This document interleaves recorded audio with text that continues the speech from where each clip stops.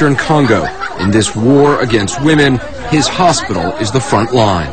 So one of them are here. One of the latest victims is Sifa Mikatambala. She was raped 2 days ago by soldiers who raided her village. They just cut her at many places. With a machete? Yeah. Sifa was pregnant, but that didn't stop her rapists. They even cut her at her genitals. Yeah. In the last 10 years in Congo, hundreds of thousands of women have been raped, most of them gang raped. The hospital is full of them. All these women have been raped? Yeah. They've all been patients of yours? Within a week, Dr. Mukwege says this room will be filled with new faces, new victims. You know, they're in deep pain, but it's not just physical pain. It's psychological pain that you can see. Here at the hospital, we've seen women who've stopped living. Are all the people you treat adults? No. There are children. I think the youngest was 3 years old. 3 years old. And the oldest was 75. To understand what's happening here, you have to go back more than a decade. The genocide that claimed nearly 1 million lives in neighboring Rwanda spilled over into Congo. Since then, the Congolese army, foreign-backed rebels, and homegrown militias have been fighting each other over power and this land, which has some of the world's biggest deposits of gold, copper, diamonds, and tin. The United Nations was called in, and today their mission is the largest peacekeeping operation in history. Since 2005, some 17,000 UN troops and personnel have cobbled together a fragile peace. Last year, they oversaw the first democratic election in this country in 40 years. But now all that they've accomplished is at risk. Fighting has broken out once again here in eastern Congo, and the region threatens to slip into all-out war. Each new battle is followed by pillaging and rape. Entire communities are terrorized. Forced to flee their homes, people take whatever they can and walk for miles in the desperate hope of finding food and shelter. Over the last year, more than 500,000 people have been uprooted. A fraction of them make it to these cramped camps where they depend on UN aid to survive. This camp sprang up just 2 months ago. It's already overcrowded, but more people keep arriving. They come here seeking refuge, a safe haven, but the truth is, in Congo, for women, there's no such thing. Even in these supposedly protected camps, women are raped every single day. As many as 90% of the women have been raped. Men in the villages are usually unarmed and incapable of fighting back. In Walungu, we found 24-year-old Lucien Marohi. She was at home one night with her 2 children and her younger brother when 6 soldiers broke in. They tied her up and began to rape her one by one.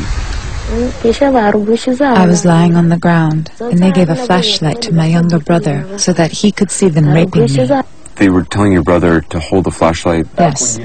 They raped me like they were animals, one after another. When the first one finished, they washed me out with water, told me to stand up so the next man could rape me. She was convinced they'd kill her, just as soldiers had murdered her parents the year before. Instead, they turned to her brother.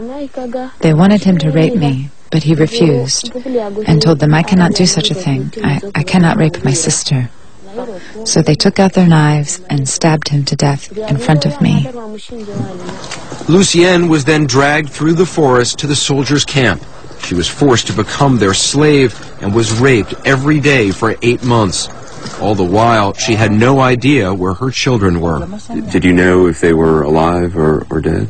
I was thinking that they had been killed. I didn't think I would find them alive. Finally, Lucienne escaped. Back in her village, she found her 2 little girls were alive. But she also learned that she was pregnant. She was carrying the child of one of her rapists. Lucienne's husband abandoned her, and that happens to rape survivors all over Congo. I used to think that when men fled, they were irresponsible. But now I understand things differently. They haven't fled because their wives have been raped, but because they feel they've been raped. They have been traumatized, because they couldn't fight back, humiliated, because they weren't able to do anything to protect their wives and children.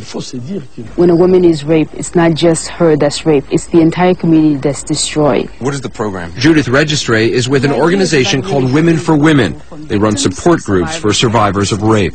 When they take a woman to rape her, they'll line up the family, they'll line up other members of the communities to actually witness that. They make them watch. They make them watch. And so what that means for that particular woman when it's all over is that total shame personally to have been witnessed by so many people as she's being violated. Many of the women in Dr. Mukwege's hospital are not only blamed for what happened to them, they're shunned because of fears they've contracted HIV, and shunned because their rapes were so violent they can no longer control their bodily functions. So you're doing about 5 surgeries a day? Yeah. Dr. Mukwege's patients often have had objects inserted into their vaginas, broken bottles, bayonets. Some women have even been shot between the legs by their rapists. Why would somebody do that? Why would somebody shoot a woman inside?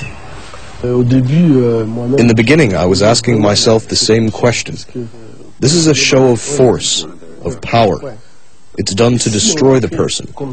Sex is being used to commit evil. People flee, they become refugees. They can't get help. They become malnourished, and it's disease which finishes them off. For these women, Dr. Mukwege is both healer and counselor. Dunia Karani is an orphan. She has polio and can't walk, but that didn't stop soldiers from raping her. Now she's pregnant and has no idea how she'll cope. What do you say to a young girl? What do you tell her about her future? The most difficult thing is when there is nothing I can do. When I see a 16-year-old, a pretty 16-year-old who's had everything destroyed, and I tell her that I have to give her a colostomy bag. That is difficult. Despite those difficulties, more often than not, Dr. Mukwege is able to repair the damage to these women's bodies. They see him as a miracle worker, one of the only men they can trust.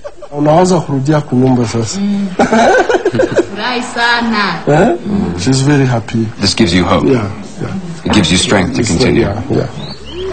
Strength is something few women in Congo lack.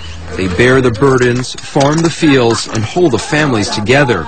Yet nothing, it seems, is being done to protect them. The war is so widespread that rapes are increasingly being committed by civilians. A few washed-out billboards tell men that rape is wrong, but there's little evidence Congolese officials take the problem seriously. In the prosecutor's office, the complaints pile up. We were told a $10 bribe could get a rape accusation investigated, but few cases ever go to court. We asked the prosecutor to show us the prison to see how many rapists were actually behind bars. But when we got there, we were in for a surprise. The prison had no fences, and the guards had been kicked out. The inmates had taken over the asylum. The fact is the justice system is on its knees in Congo. I can count on one hand the number of cases that we're aware of that have been brought to trial. Literally here, people get away with rape, they get away with murder. The chances of being arrested are nil. There may be no justice here, but there are organizations trying to help rape survivors get back on their feet. Women for Women teaches survivors how to make soap, how to cook, skills they can use to earn money. They also learn how to read and write. It is the first time many of these women have ever been in a classroom. It is their chance for a whole new life. Remember Lucien Moroihi? She's jumped at that chance. She hopes to start her own business one day. And that little child she holds, that's the child of one of the soldiers who raped her, one of the men who killed her brother. A baby girl, born a year ago. A baby girl Lucien named Luck. I named her Luck because I went through many hardships. I could have been killed in the forest, but I got my life back. I have hope.